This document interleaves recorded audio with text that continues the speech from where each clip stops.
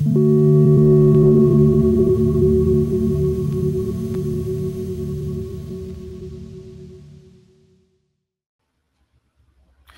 right, greetings, everyone.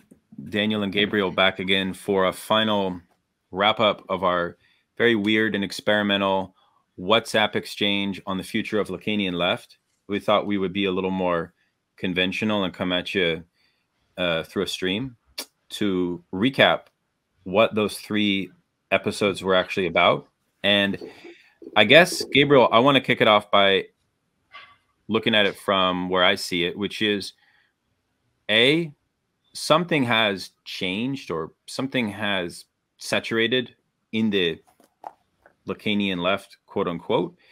And we tried to pinpoint and kind of make some suggestions about where that saturation may be coming from and raise the new directions, and which we can kind of throw back on the table some of the new directions of where psychoanalysis and left-wing politics may be headed in the future and how that may differ from the current conjecture that we're most familiar with. And some of the names like Zizek, Laclau, that we associate with the Lacanian left. Is that kind of how you see it as well? Like if you were to sort of, because I felt like this whole debate was prompted by my question about what was the Lacanian left and how might we kind of take a bird's eye glance at this field and learn something about the connection between, I guess, ultimately theory and practice, in a sense, right? So how would you summarize kind of this whole dynamic here? Yeah, I mean, I recalling now the first kind of exchanges we had. I mean, I know there are books called the Lacanian left, right? I think there are a couple of them. So the term was kind of circulating, but I hadn't really thought about it until you asked about it. It's not a term that I find very, I mean, it's definitely not operational amongst people I kind of, do collective work with. It's not like Sure. It doesn't describe a strategy. It doesn't describe a particular set of political organizations. It describes a certain theoretical project more than anything, I think, right? And so when you asked about it and we tried to make that first history, and it did look like there is a nice expanded history of the Lacanian left, which is not the history of its authors, but the history of these ideas and these authors in the context of a certain transformation of the last 30 years of political practice in the West, right? So from Zizek's kind of attempt to revitalize ideology critique and show that the end of history or the fall of the Berlin Wall didn't really end like the field of ideological formations. On the contrary, that you now had this new sort of phenomena. He brought at first, together with Laclau, this whole discussion on the usefulness of Lacan to think first ideology critique, but second radical democracy and the place of antagonisms in this society that no longer seems to have a name for class struggle and things like this, which is a very kind of early 90s field, right? And then we have this new sequence that I think split into 2 or 3 different ways of bringing Lacan into real politics. The word of the day was no longer radical democracy, but populism for Laclau. Zizek split with him and started reading Lenin through Lacan. At the same time, he was starting to be more influenced by Badiou's kind of militant philosophy, and which has has an autonomous tinge to it, right? But so I think it was nice to put the Lacanian left in the context of a broader history, and to suggest, which I think is what we did, that was quite surprising. I didn't think of this before, how these different processes and these different political sequences actually shine a different light into this theoretical project. Because, as we said, in a certain sense, you could say Zizek is, at least a more heterogeneous writer. He definitely proposes a theory that's broader than Laclau's theory, which is more and more concerned with populism and the role of discourse and language in politics. So Zizek seemed to have gotten the upper hand, and as I said, I have more sympathies for his take on how to bring Lacan and Marx together. But on the other hand, actually, the one that found traction in real political practice in the last decades was actually Laclau, right? Yeah. You have actual organizations that only make sense, like Podemos in Spain, if you include some of Laclau's ideas into it. Like, what are the organizations, the actual political situations that only make sense, like what, not the situation, not the diagnosis of a social scenario, like to read Trump through Zizek. Can Zizek make sense of Trump? Fine. But when you say, can Laclau make sense of Podemos, is not like as a critical tool to read between the lines. Is actually as a strategic thinker to help think their decision-making process. Yeah. His theory is embedded in their rationale, in their strategy, and so on. Exactly. So is there such a thing for this other side of the Lacanian left? Yeah. Yeah. Was there ever a connection between the strategic and I would make the case that perhaps one of the few places where we could argue this is in Kosovo, where the relation between Zizek's philosophy and actual political practice in Levendosa and those parties, like there is a connection there, but it's not a general thing. It doesn't really serve as exactly an example. There are other variables. So I think that was the first thing. Once we generalized to look at this kind of background story, this history of the actual political processes, the history of the Lacanian left looked a bit different. Yeah. And both the Laclauian and the sort of, if you want to call it, Zizekian paradigm suddenly looked like they warrant some revision in light of other challenges, right? And in light of the very method, meaning of putting practice in the forefront and taking political practice a bit more serious as not only the thing that comes after we make the cool social diagnosis, but a very rich and structured and complex field of decision-making, analysis, and, you know, and different sorts of impasses that deserves its own theory, deserves its own kind of intelligibility. And then I think we started asking, okay, but have we ever brought psychoanalysis into the picture in that way to deal with that? And it looked like not really, right? And I felt like that was the point of contact between this history that I never really stopped to think about, history of the Lacanian left and the transformations in those ideas, and something that is very dear to my heart, which is this challenge of, okay, where does psychoanalysis fit, not in the way we deal with the other of the left, with the world, with capitalism and so on, but with the problems and decisions and analysis we make of our own organizations and our own impulses and all that, right? Yeah, it's a much more engaged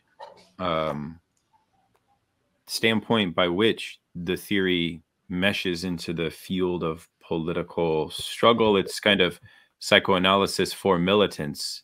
Badiou has philosophy for militants, which you could say almost maybe some similarities.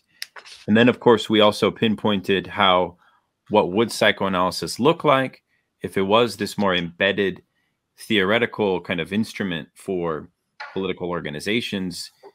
Well, one idea that was derived from that proposal is the centrality of what you call political listening. And I really found that quite compelling, because this is what psychoanalysis actually is about. It's kind of maybe a overlooked core idea, like as essential as free association itself. So say a little bit more, if you don't mind, about this kind of theory of psychoanalysis and politics as a mode of kind of inculcating a more attentive form of listening. I really like that also, because so much of what we're facing in post-COVID political environments is this kind of series of emergency crisis-oriented politics, which is always so disorienting. And we definitely seem to lose track of the importance of listening in our political lives. So it's only natural that psychoanalysis would help us there. But like, how might this work?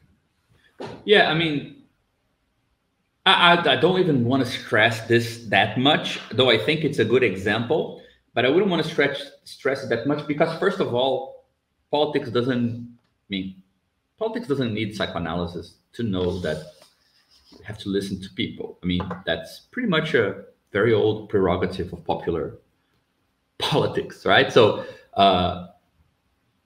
but there are some tools that we can use from psychoanalysis because these are people very much concerned with a very special sort of listening, right? Which I think, so that's the first level I would bring as a field of research. I'm not saying we have the tools, just apply them. It's not very clear what this would mean, but it's nice to think about it because, I mean, I think that there's a really good book by a guy called Marcelo, oh my God, the book is here. Hoffman. I met him in New York recently. I don't want to forget his name. Marcelo Hoffman, called Militant Acts, where he shows that there are different strands from Marx through Lenin, Mao, and then Foucault, in fact.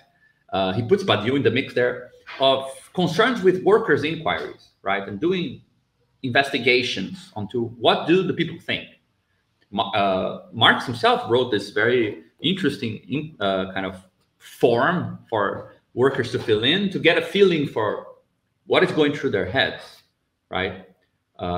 We know he was interested, like there are hundreds of pages in Capital that are pretty much just relaying reports from factory, I don't know how you call this, like auditors or something, right? And so there is an idea that there's some thinking, some interesting information that should come from this sort of from the speech of workers themselves.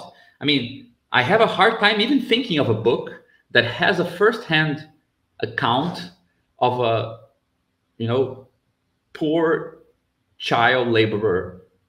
What other book, that's like a canonical book of Western civilization that actually has space for you to hear first-person reports or, testimonies from a child in that situation, telling about the situation of being a worker in England. Like, that's pretty unheard of, and it's not really something we think about that's actually in Capital, but there are hundreds of pages of this, right, in the first volume. So, but this guy just makes a story, like he goes over these different attempts, and Lenin had a hard time dealing with workers' inquiry. He wasn't really interested in that. Mao Zedong has his own theory of investigations, and, you can't really speak if we didn't go and research a problem. And we know all about the sort of inversion between party and people in terms of where do determinations come from, right? At least in theory. Then he talks about Foucault also, and I think psychoanalysis could be introduced in that story, because what are you listening to when you listen to people politically?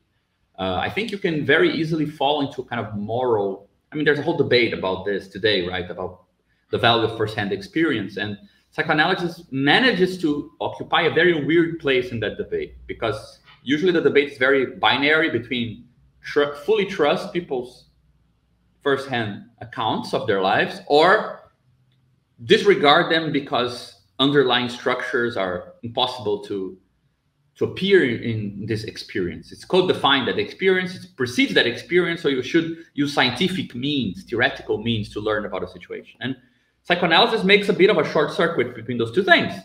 It says that something speaks through our speech, which is not reducible to our experience of what we're saying, right? So it's the structural and the lived experience, they cross in a weird way. And it takes a lot of practice, and it takes a very specific position to be able to almost take a person's experience more seriously than they do, in the sense of truly believing that something shines through that has to do with a more structural dimension than necessarily what they are concerned with. Now, in psychoanalysis, it's perhaps easier or perhaps harder, I'm not sure, because that structure relates to that person alone. You want to singularize it. Your listening is all about almost going beyond the universals that the person is proposing to something that is even more singular than the very idea of lived experience, because lived experience still presupposes some shared reality. And you're almost being more singular, more individual about it than individuals themselves, and say, no, no, no, this way you speak is not just a common use of concepts. It refers to something very specific about you. But in politics, that's not what you're going for.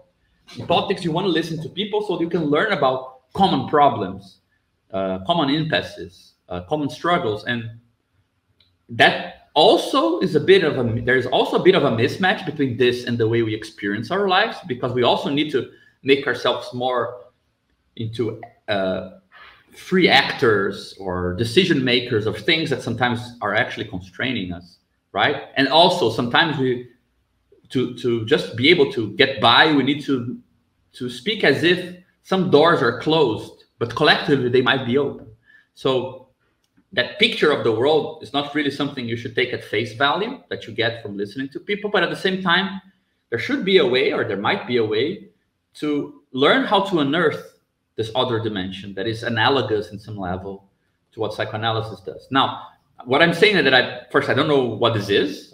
I'm thinking about it. I try to keep this in mind when I'm doing different things, but I don't think we have a theory of what this means, on the one hand.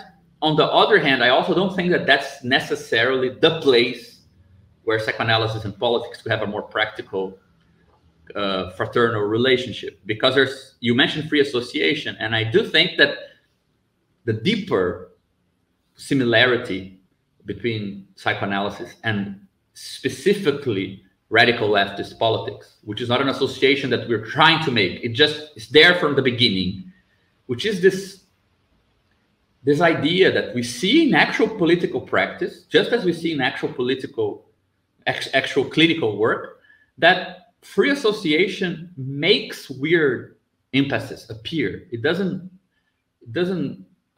solve problems as much as shift problems from the ones that are out there to the problems that are more imminent to what we're doing. Yeah. So I think that the free association of people and the free association of signifiers, they share this underlying structure of, well, when you try to freely associate, when you try to create a community of equals, when you try to through artificial means, because after all, we live in an unequal and a society. So when you try to create a space where there's less domination, less oppression, this doesn't create a problem-free space.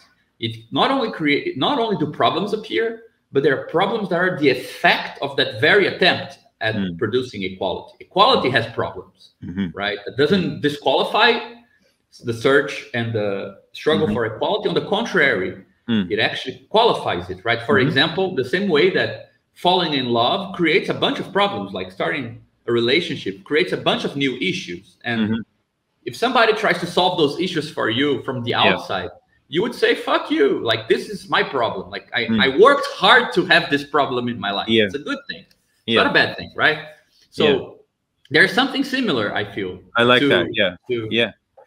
No, it's really nice. I mean, you can see immediately the challenge that would impose itself upon those political actors, because in a way they're now living two fields of problems. They're kind of ordinary problems, and then these new problems of equality that emerge from the attempt to organize different relations that are in fact maybe more egalitarian.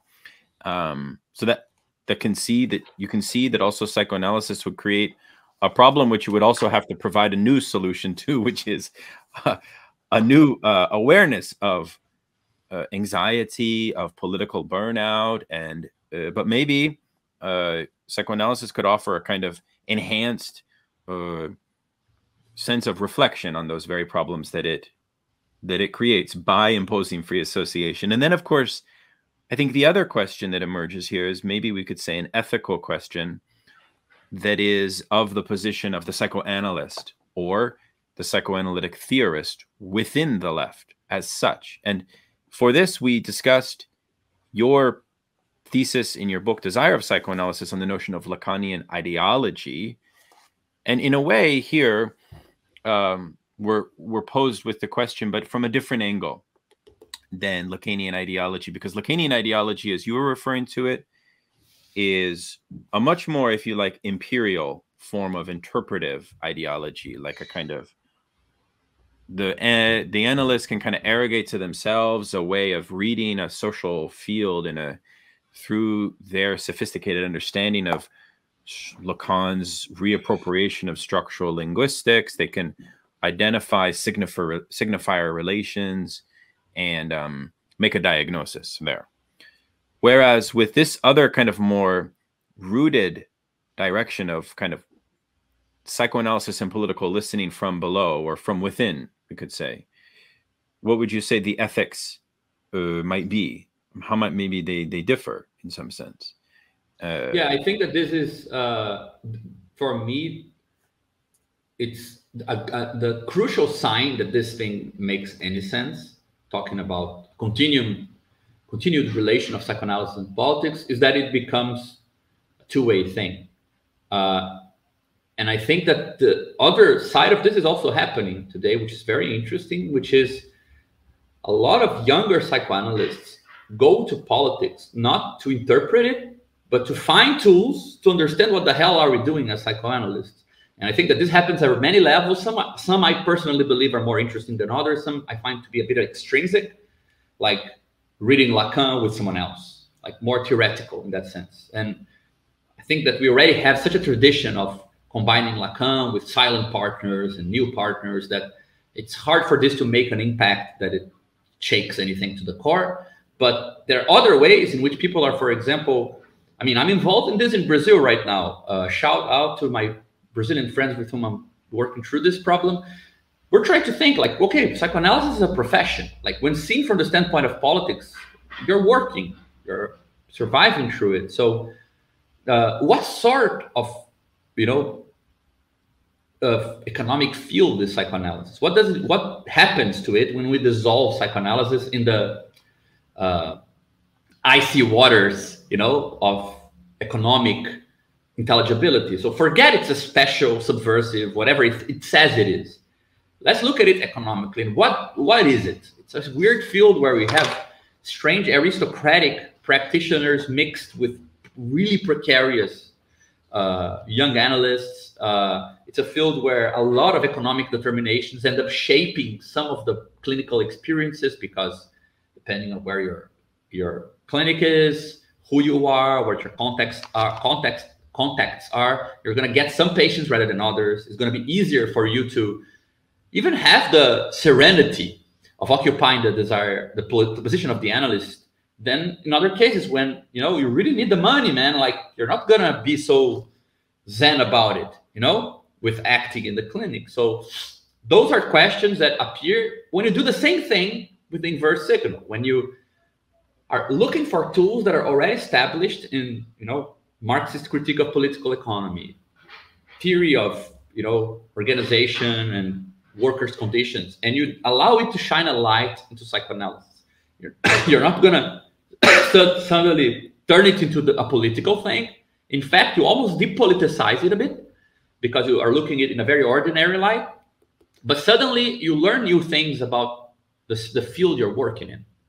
And I think that being able to do this is a condition to do the inverse, to go into psychoanalysis to find tools, to shine a light onto political things and not accept this sort of ready-made political interpretations that analysts have about the discourse of this, the discourse of that. You guys are kind of leaning towards this leader because what Freud said in group analysis. Like, I mean, those are not political concepts. I want to go to psychoanalysis so I can further my politics. I don't want to go into psychoanalysis to delegitimize what the hell we're doing, right?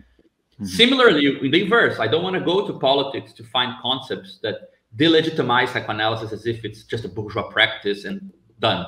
I want to go there so I can understand why it is that some patients are blocked by racial issues when it comes to doing an analysis with me. They don't feel like I listen, or how class appears inside the really existing psychoanalytic community. So it's not a matter of, again, shutting down psychoanalysis, but shining a light from elsewhere to expand the reach of our problem. So I think it's a similar symmetric situation. So that's where the ethics for me comes in. Like, Yeah. not to accept the move from one to the other if you cannot accept the inverse move as well, and keeping both as legitimate forms of thinking. You know? I think it opens up to different questions, new questions. Yeah. Yeah, I agree. And I think it invites a whole new way of reading the conceptual toolbox, if we could, of Lacanianism, and also maybe relating to Lacan's own unique touch with the political, or with things political, in a way which is maybe more cognizant of this tendency, which we talked about in one of our episodes here, of kind of treating Lacan as a soothsayer, or treating Lacan as sort of saying something so profound about politics that we're still trying to catch up to his wisdom. So it offers a different avenue by which we take the whole repertoire of psychoanalytic concepts, and it brings them down to the ground a little bit more. And I felt that the other big thing we touched on that I wanted to elaborate on in our recap here is the thesis of the global South in this new direction of, okay, we sort of have this kind of more rooted form of psychoanalytic theory. And you made a point which I definitely like and definitely agree with, that there's also something about the centrality of the global South in this conversation.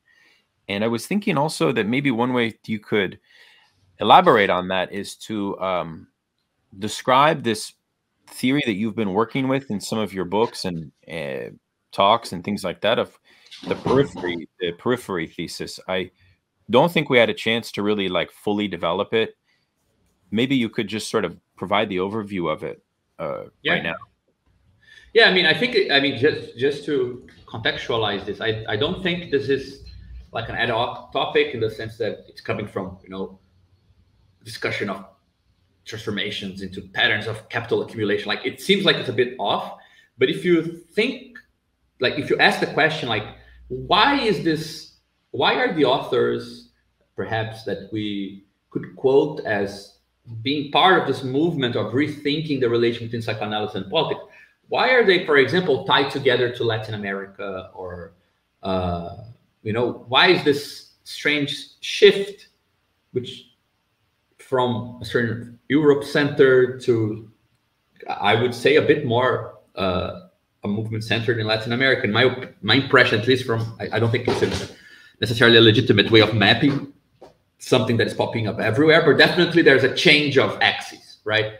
And I think that it's not for nothing, and it does mirror characteristics of this more structural diagnosis that appeared, especially in Brazil, in the last kind of 20-30 years, and that is, let's say, in my opinion, is the sort of immanent critique of dependence theory. So dependence theory is this sort of very interesting, very complex theory of the relation between center and periphery in capitalist social relations, that tries to kind of redescribe imperialism after that first attempt by Rosa and Trotsky, that leading on Marx, tried to develop this uneven and combined thesis of how developed and underdeveloped countries kind of are codependent, or how domination happens in that scale, right? And dependence theory, it tries to kind of put the nail in the coffin of the idea that the center expands towards the periphery. Development is kind of the end-all destiny of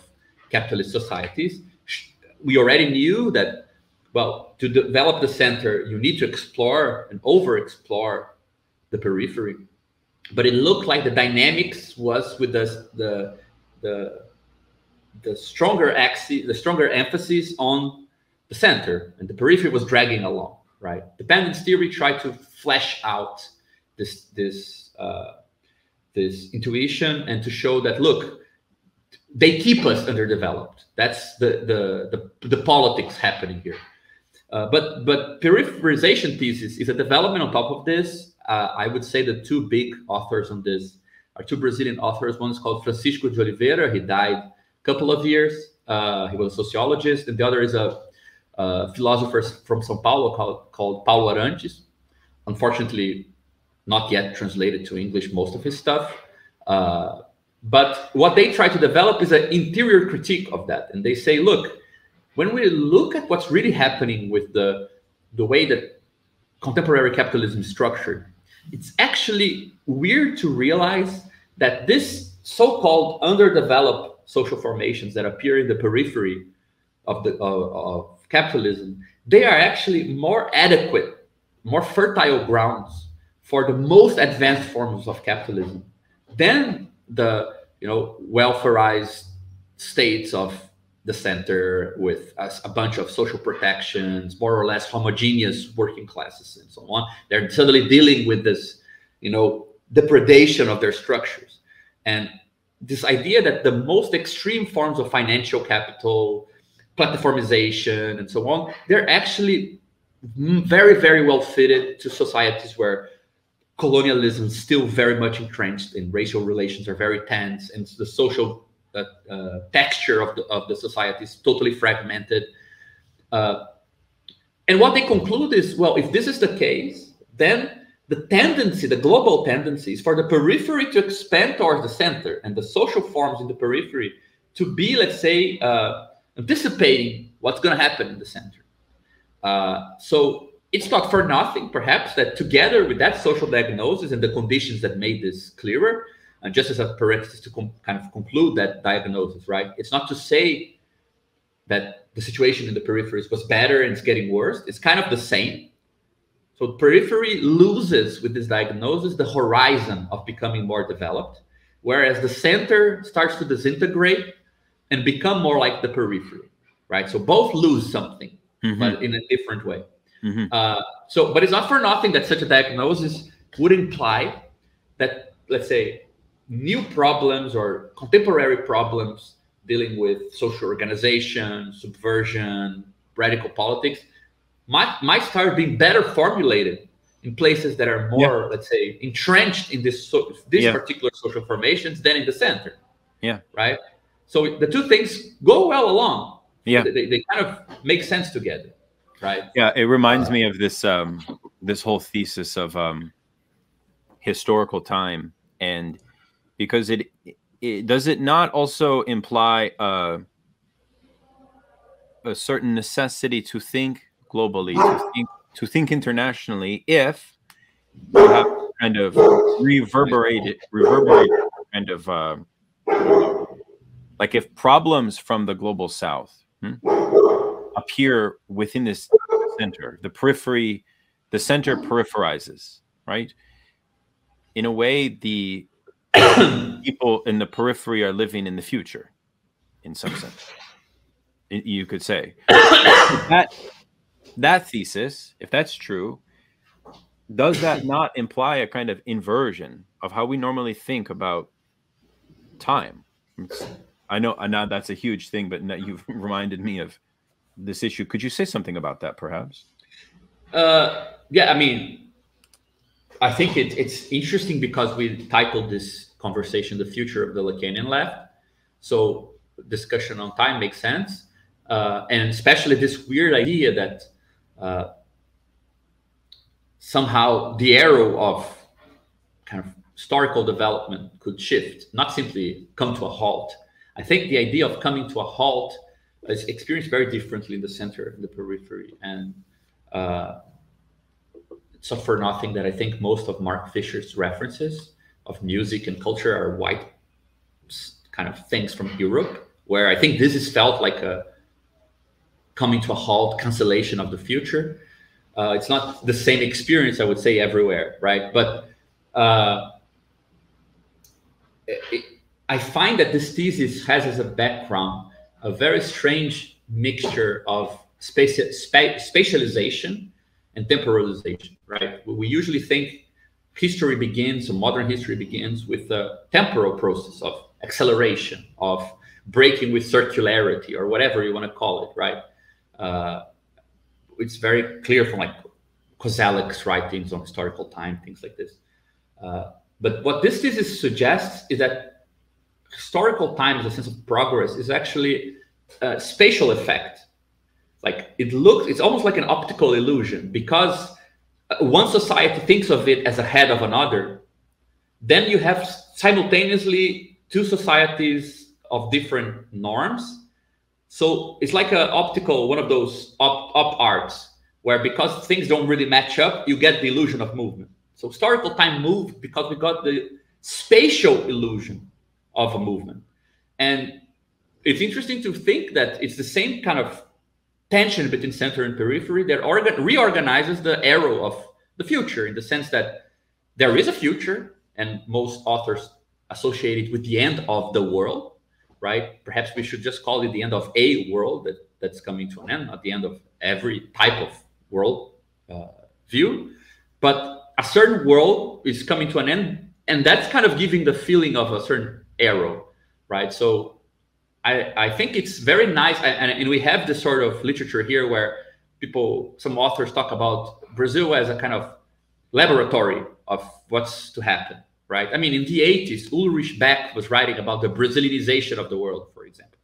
So this idea that the future is almost a spatial relation before it's a temporal one, or that it has a spatial basis for its temporal unfolding, I think it's very interesting, and I think it gives kind of a bit of kind of theoretical meat to this idea that we should look to what weird implications between practice and theory, between psychoanalysis and politics, are happening in this hybrid social formations at the outskirts of, capitalism, because they have a tendency to be, let's say, a bit ahead of the curve of what we're going to find anyway in other places. Yeah, it's like you would have to revise the famous Hamlet thesis of time being out of joint to being space is out of joint, or something like that.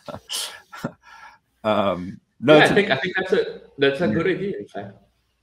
Look, this maybe it's always impossible to find an ending point, but I think perhaps this thesis of the future as already spatially with us, or kind of is a very provocative one. And since you invoked Fisher, you could say, yes, he's using these cultural examples and so on. Is he really attentive to the material, political, economic dynamics of how futurity is lived and so on?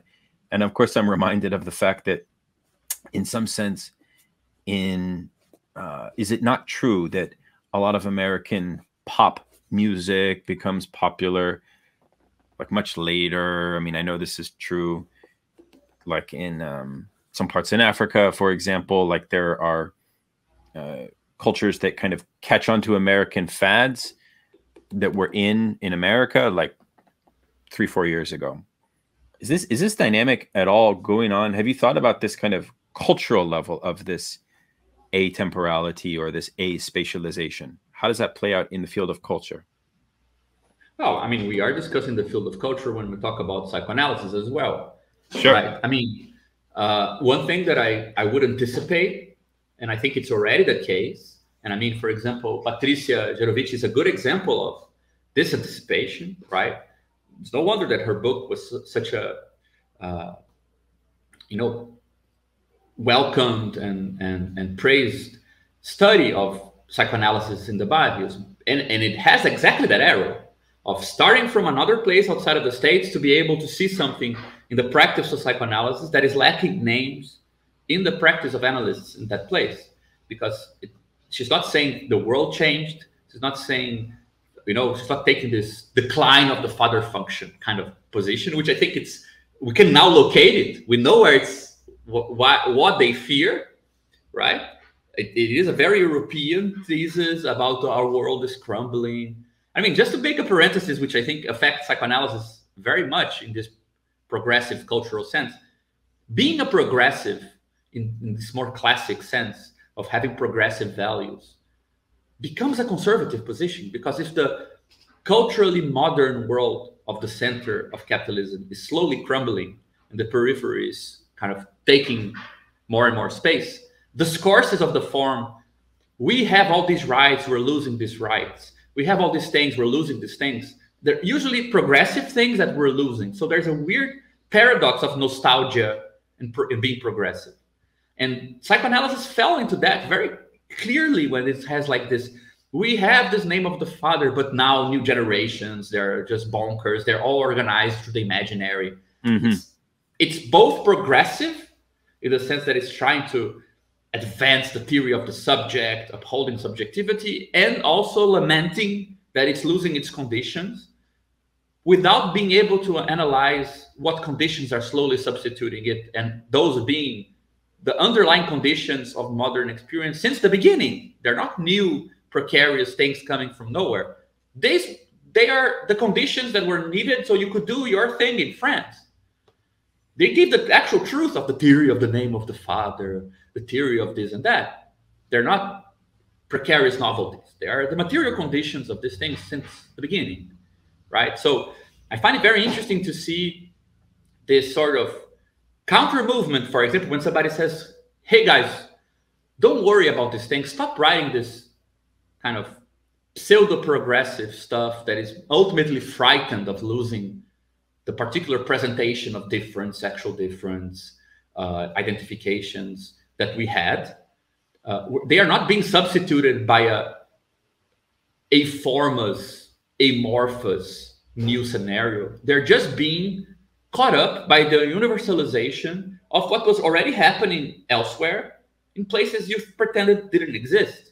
But people have been living in those ways for 500 years. Definitely, you guys can also live with this now. We need to build something on top of it. So I think there are very interesting works on decolonial psychoanalysis and things like this that are not just pointing to a new situation that, is kind of destroying something precious, but actually, finally, psychoanalysis has a chance to caught up with something universal in the sense that these hybrid, weird social formations where we can't really have such a naive concept of the symbolic, of what group formation means, of what all these things are. These hybrid social formations, they are now showing at our door in the speech of patients who are living in the States, living in France, Germany, or whatnot. And they are now requiring us to do something about it and to revise our theories and to reposition psychoanalysis, So, and weirdly enough, the more we do this, which implies thinking about class, thinking about race, we're thinking relations of gender, we're thinking the very conditions in which psychoanalytic theory was developed, the easier it becomes then to propose new relations between psychoanalysis and politics. Because, the same is happening in the political life. Divide this kind of internal divisions, internal tensions to the working class, all these things that are being studied about. I know you're into this whole discussion of the position of the lumpen proletariat in class struggle, things like this. All of this is coming to the fore because of this other process, right? Yeah. So nothing more fair than both psychoanalysis and political practice having to kind of rise up to the occasion. Yeah, I love that thesis that the peripherization and its kind of atemporal spatial dynamics lends itself to a more implicit mode of relating internationally, globally as political actors, and it's itself an invitation to see the world that way, as a kind of and then so I think on the notion of Oedipus and the decline of the father function, now you've given me an idea for a future episode to examine this dynamic and the colonial Oedipalization and the kind of, is the theory of Oedipus truly Western European? And does Lacan have any merit for pinpointing the 1970s as this kind of, grand moment of disillusion and, everything changed within subjectivity? I have my doubts about that thesis, and I do see it's kind of implicit Eurocentrism, maybe. But that's a whole can of worms, my friend, and I think we should close and say, I want to invite you to say if you have any final comments for our... I would say that Man, it sounds, I mean, I don't even feel like I'm a good representative of this. So speaking first person about this is a bit off, but you know, a consequence of this idea that, well, there is this weird geopolitical analysis where, in a certain sense, it's not that there is no future. The future is just synchronous with the present. I think it has a very inviting aspect, which is, you know, if you're listening to us here, you're interested in these issues, you have very good reasons to reach out, people who are organizing and trying out new things in the South. If you're interested in learning about the future of things, I mean, I'm not, as I said, I don't want to make myself representative of the future. I definitely think I'm not.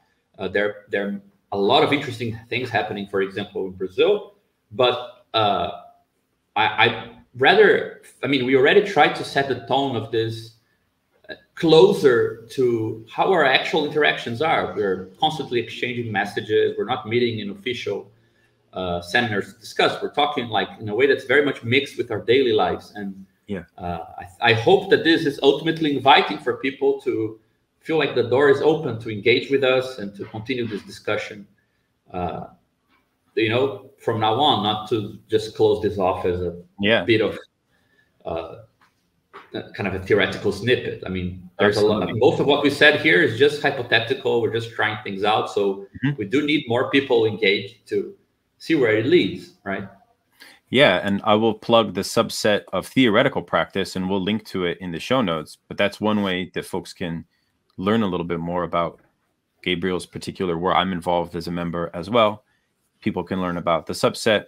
Obviously, our study groups is another way to think through these problems. And I think it would be important to thank, obviously, Zer0 Books for hosting this, as well as maybe throwing out the possibility of bringing Gabriel back on to expand. And if anybody has, you know, specific areas that they'd like to listen to Gabriel talk more about, engage more about, feel free to list it in the comments if you wish. But yeah, man, I just want to thank you for very interesting 4 or 5 month exchange that's led to this final recap. It makes no sense that you would say that, like this, you turned this into an interview. Like we're just chatting. Like we're going to chat tomorrow. I know. Like, I don't know. thank me. It it's makes my no etiquette sense to the viewers. I'm sorry. Yes, I know, but it makes no sense. I'm too nice.